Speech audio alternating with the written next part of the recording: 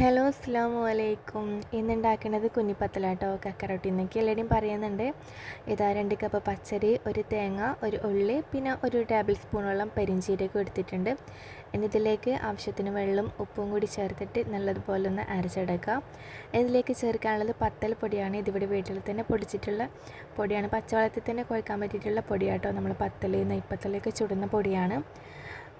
ഇനി നല്ലതുപോലെ ഒന്ന് കുഴച്ചെടുക്കാം കേട്ടോ. കുഴച്ച് ഇങ്ങനെ എടുക്കുന്നത് വീഡിയോ എടുത്തിനില്ല. ഇതാ ഈ ഒരു രീതിക്ക് ഇങ്ങനെ കുഴച്ചെടുത്തിട്ടുണ്ട്. ഇനി ചെറിയ ചെറിയ ഉരുളകളാക്കിയിട്ട് നമുക്ക് ഉരുട്ടിയെടുക്കാം. ഇതാ വീഡിയോയിൽ കാണുന്ന പോലെ ജസ്റ്റ് ഒന്ന് പ്രസ് ചെയ്തും കൊടുക്കണം കേട്ടോ. അപ്പോൾ ഇതുപോലെ ചെയ്താൽ മതിയാവും. ഒറ്റയ്ക്ക് ചെയ്യുമ്പോൾ ഒരുപാട് ടൈം എടുക്കുന്ന പോലെ ഉണ്ടാവും. വീട്ടിൽ വേറെ ആരെങ്കിലും ഉണ്ടെങ്കിൽ ഒന്നിച്ച് കൂട്ടിക്കൊള്ളു കേട്ടോ, ഇങ്ങനെ ഉരുളകളാക്കാൻ വേണ്ടിയിട്ട്. അപ്പോൾ പെട്ടെന്ന് തന്നെ തീർന്നു കേട്ടോ. അപ്പോൾ ഇവിടെ ഉമ്മയും ഉപ്പയൊക്കെ ചേർന്നിട്ടാണ് ഇങ്ങനെ ഉരുളകളാക്കിയിട്ടുള്ളത് കേട്ടോ. എല്ലാം കൂടി ഇങ്ങനെ ഉരുളകളാക്കിയിട്ടുണ്ട്. ഇനി നമുക്കിത് സ്റ്റീം ചെയ്തെടുക്കണം. അപ്പോൾ അതിൻ്റെ വീഡിയോ ഞാൻ എടുത്തിട്ടില്ല. നമ്മൾ വിറകടുപ്പിലാണ് സ്റ്റീം ചെയ്തെടുത്തിട്ടുള്ളത്. നല്ലതുപോലെ വേവിച്ചെടുത്തിട്ടുണ്ട് കേട്ടോ. അപ്പം വേവിച്ചെടുത്തതെല്ലാം കൂടി ഒരു പാത്രത്തിൽ ഇട്ടിട്ടുണ്ട്. അപ്പോൾ നിങ്ങൾ വേവിച്ച ഉടനെ ചൂടോട് കൂടി തന്നെ നിങ്ങൾ ഇത് ഉണ്ടാക്കുന്നുണ്ടെങ്കിൽ, കറിയൊക്കെ ഒഴിക്കുന്നുണ്ടെങ്കിൽ ഇതിങ്ങനെ അടരാൻ വേണ്ടിയിട്ട് കുറച്ച് ടൈം എടുക്കും. നമ്മൾ കൈ വെച്ചിട്ടാക്കണം, ചൂടോടെ ആക്കാൻ കഴിയില്ലല്ലോ. അപ്പോഴെന്ത് വേണമെന്ന് പറയണ്ടോ, കുറച്ച് പച്ചവെള്ളത്തിൽ ഇട്ടിട്ട് ഒന്ന് എടുക്കുക. അപ്പോൾ പെട്ടെന്ന് തന്നെ അത് ഇങ്ങനെ അടർന്ന് കിട്ടും കേട്ടോ. അപ്പം ഇനി ചൂടാറിയാൻ വേണ്ടിയിട്ട് വെയിറ്റ് ചെയ്യുന്നുണ്ടെങ്കിൽ കൈ വെച്ചിട്ട് തന്നെ ആക്കിയാൽ മതിയാവേ. ഇത് ബീഫ് കറിയിലാട്ടോ നമ്മൾ ഈ കുഞ്ഞിപ്പത്തിൽ ഉണ്ടാക്കുന്നത്. അപ്പോൾ കറി ഒന്ന് ജസ്റ്റ് ഒന്ന് പറഞ്ഞ് പോവാവേ. അപ്പോൾ ഇതൊരു കുക്കറിലേക്ക് കുറച്ച് വെളിച്ചെണ്ണയും ഗ്രാമ്പും പട്ടയും ചേർത്ത് കൊടുക്കാം. പിന്നെ 2 ഉള്ളി, ഒരു 3 തക്കാളിയും കൂടി ചേർത്തിട്ട് അതിലേക്ക് ഇഞ്ചി വെളുത്തുള്ളി പച്ചമുളക് ചതച്ചതും, പിന്നെ കുറച്ച് കുരുമുളക് പൊടിയും ഗരം മസാല, പിന്നെ ബീഫും ഇട്ട് കൊടുക്കാം. 1 കിലോ ബീഫാണ്. പിന്നെ ഒരു ആവശ്യത്തിന് ഉപ്പും 4 ടേബിൾ സ്പൂണ് മുളക് പൊടി ചേർക്കുന്നുണ്ട്. പിന്നെ കുറച്ച് വെള്ളം മാത്രമേ ചേർക്കുന്നുള്ളൂ. എന്നിട്ട് നല്ലതുപോലെ ഒന്ന് വേവിച്ചെടുക്കാം. ഒരു 99-98% വേവിച്ചാൽ മതിയാവും. ബാക്കി നമുക്ക് കുഞ്ഞിപ്പത്തലിൻ്റെ ഒപ്പം ഇട്ടിട്ടൊന്ന് വേവിച്ചെടുക്കണമല്ലോ. അപ്പോൾ ഇതൊന്ന് വെന്ത് വരട്ടെ.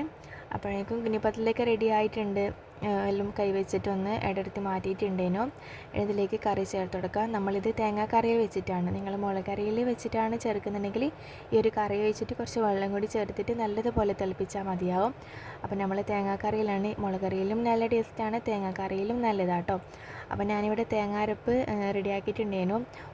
ഒരു മുറി തേങ്ങയും അതുപോലെ കുറച്ച് ഉള്ളിയും, അതായത് ഒരു പകുതി ഉള്ളി, കുറച്ച് ജീരകം, പിന്നെ മഞ്ഞൾപ്പൊടി, വെള്ളം ചേർത്തിട്ട് നല്ലതുപോലെ അരച്ചെടുത്തിട്ടുണ്ട് കേട്ടോ.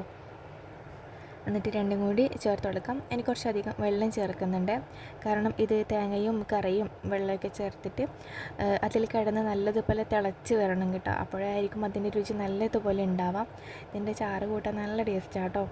അപ്പോൾ കുറച്ച് വെള്ളം ചേർത്തിട്ട് നല്ലതുപോലെ മിക്സ് ചെയ്തിട്ട് ഇതൊന്ന് തിളപ്പിച്ചെടുക്കാൻ. നല്ലതുപോലെ തിളക്കണം, അല്ലെങ്കിൽ പെട്ടെന്ന് ഇതിന് പൊളിച്ച് പോകും കേട്ടോ. തേങ്ങാപ്പാൽ കൂട്ടുന്നുണ്ട്, തേങ്ങ അരച്ച് കൂട്ടുന്നല്ലേ. അപ്പോൾ നല്ലതുപോലെ ഒന്ന് മിക്സ് ചെയ്തെടുക്കാം. എന്നിട്ട് തിളപ്പിച്ചെടുക്കാം. ലോ ഫ്ലെയിമിലിട്ടിട്ടോ മീഡിയം ഫ്ലെയിമിലിട്ടിട്ടോ ഇടയ്ക്കിടയ്ക്ക് ഒന്ന് ഇളക്കി കൊടുത്താൽ മതിയാവും കേട്ടോ. ഇനി ഇതിലേക്ക് കറിവേപ്പില മല്ലിയിലുണ്ടെങ്കിൽ അതും കൂടി ചേർത്തെടുക്കാം.